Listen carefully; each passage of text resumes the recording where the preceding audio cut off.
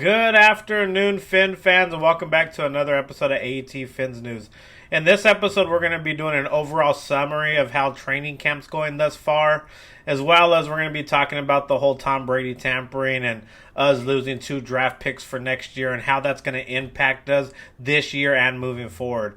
So without further ado, let's just get right into it, shall we? So, I'm sure you guys have all seen it now. You've seen videos of Tua threading the needle to either Jalen Waddle or Tyreek Hill. We've seen all those explosive plays on camera.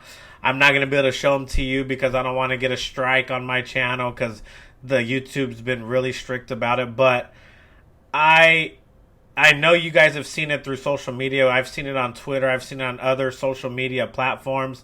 And I know Tua had a rough day today, and there was beat reporters. There were some YouTubers not really talking down because you have to report how he's doing day in and day out. It's not really their fault of they're just reporting what he did today.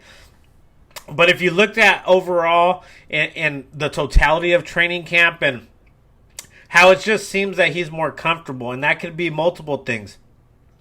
That could be because he has a coach that actually believes in him now.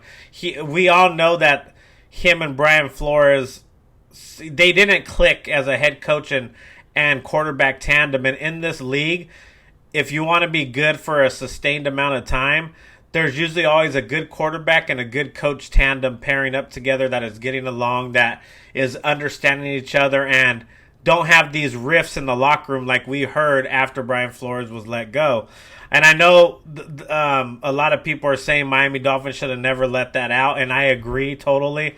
I don't think it's a good look for our organization to just kind of bash the man when we just fired him, and it was a shocking firing to a lot of us.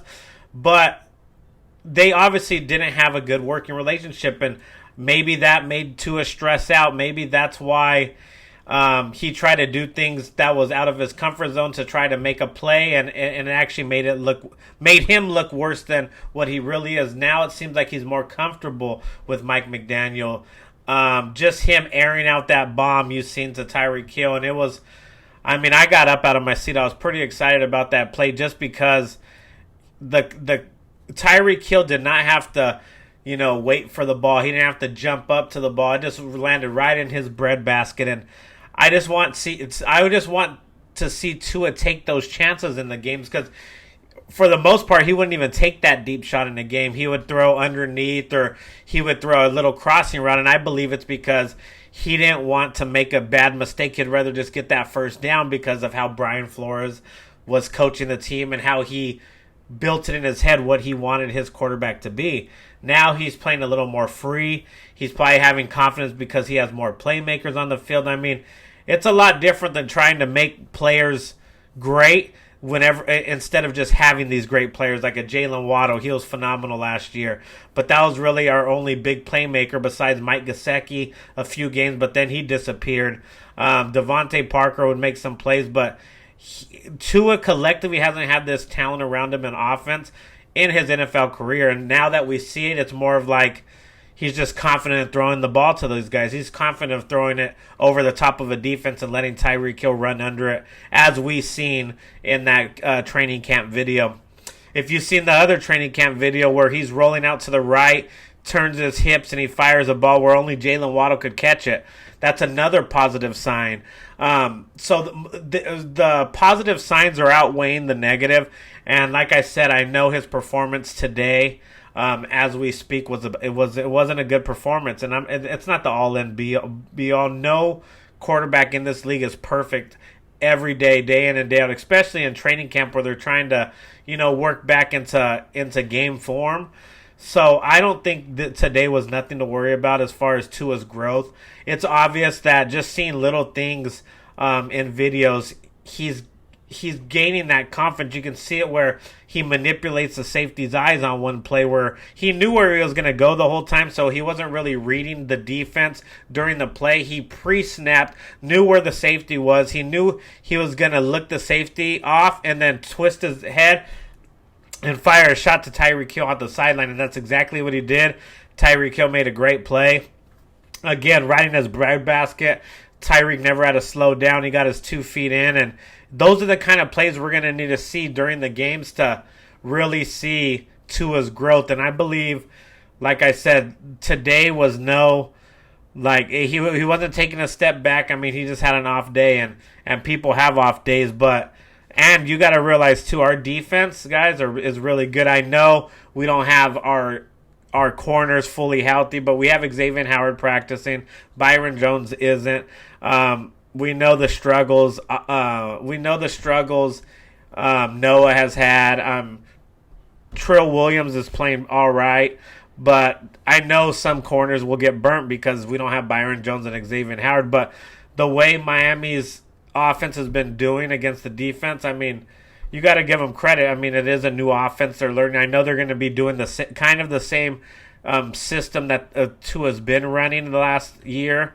And even Tua alluded to that. There is going to be new concepts here and there, but Mike McDaniel is going to keep, for the most part, that same offensive game plan with his little quirks and changes to it, obviously. But it's still impressive to see Tua being able to move the ball against this defensive front. I know at the beginning of training camp, the defense had a couple like dominant days, and I started getting worried about our offensive line. We made all these changes, we picked up these players and thinking our offensive line was going to be substantially better, and it started off kind of shaky, but they're getting their legs under them. Another camp standout is obviously we know the Tyreek Hill, we know Tua's improvement, we know Jalen Waddle, but Christian Wilkins, from all reports from the beat reporters and people I've talked to that have been to training camp, he's on another level. They're even trying to, I wouldn't say they're trying to say he's going to be as close to Aaron Donald, but pretty close. Like, he's dominant. He's causing havoc. Another guy that's a standout in training camp thus far is Jalen Phillips, making a huge leap forward. They're expecting huge things out of him in the second year. So that's really exciting to see these players continue to develop and get better year in and year out. I mean, after Christian Wilkins' rookie year and his second year, people were already wanting him to be out of the Dolphins, saying he wasn't worth this first-round pick. But let me tell you, the last year and a half, he's been dominant. And, I mean, I think it's going to be hard for me to let him go after this year, but I understand what the Dolphins will have to do depending on who they pick up or who they re-sign. But, I mean, he's going to be in for a big year, in my opinion, and I think that he's going to make a lot of plays in the backfield this year. That he started making a lot of plays in the backfield last year, but he's going to just grow exponentially. He's going to grow and just be a force on the defense side of the ball, and even have that natural pass rush that we haven't really had. We've had to manufacture pressure with blitzes, if you've watched the games. But I think with him being able to push the pocket forward, just push the center just up the field and cause havoc for the quarterback, and he has to roll out. And then you got Jalen Phillips, Emmanuel Ogbah coming off the edges, Jerome Baker if he has a delayed blitz, because I love Jerome Baker in a blitz setup. He's one of our best blitzers in my opinion. And if we're going to use him to what I think his best capabilities are, it's going to be him having a blitz package coming off the edge. You've seen what he did when he got to Patrick Mahomes a couple years ago, and they lost like 27 yards. He's physically a freak. You've seen him chase down Josh Allen. So he has what it takes. He's chased down Lamar Jackson. So, I mean, that's how I see they're going to use him. Channing Tindall, he's been pretty good in training camp. Another standout as a rookie. I hope he figures it out really quick. I know they are saying he's a developmental piece, but if he can just figure it out and figure out the NFL speed fast and get some packages in there and maybe starting at the end of the year, I hope so, because we haven't really had a true linebacker like this with his physical ability, his sideline to sideline speed, and then just the middle linebacker presence. He's played the position a long time. He knows how to play. He's a natural at the inside linebacker position, and if he can grow as fast as we hope he can later in the year, being a starter, replacing a Landon Roberts, and maybe a Landon Roberts coming in packages. That'd be awesome to see. Our corners, of course, I think that's our weakest point right now, guys. I know we have two of the highest paid corners in the league, but I'm talking about the overall depth. If you've looked at training camp, I mean, Tua, Teddy Bridgewater, they're just toasting up the secondary when it comes to if X isn't on the field and Byron. Noah continues to get burned. Hopefully he starts improving with better coaching on this team now. And I mean, I hope Trill Williams can figure it out. But if we lose one of those corners in the regular season, we have to rely on them. I'm gonna be kind of wheezy, kind of.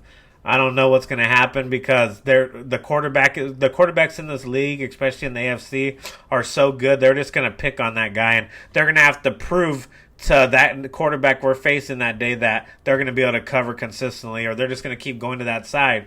And that's what gives us such an advantage on the defense. DB or quarterbacks really can't pick on either one of our boundary corners because they're both great at coverage corner. Xavier Howard more like baits the quarterback in thinking their guy's open, but Xavier Howard comes up with the pick. Byron Jones is more of like a true lockdown corner, and he gives no separation. And of course, corners get burnt from time to time, but our two corners are one of the two best in the business as far as covering and making plays on that side of the ball. I know Byron doesn't pick the ball off, but he does keep number one receivers locked down or run stride for stride with them. Minus, of course, a couple of burnt plays. Xavier Howard's had them. Jalen Ramsey will have them. All the great corners have them. But I think our tandem on the boundaries is amazing. And then Nick Needham being our slot cornerback or, moving him all over the place. He's a superstar in my opinion. That was a great find whenever he was, no one knew about him. And we brought him in and He's gotten better each and every year, so I expect big things out of him on the defensive side of the ball as well. Emmanuel Ogbah, of course, speaks for itself. I'm super excited to see his growth because, what was he, number one in the league in batted balls last year, and he's only going to improve.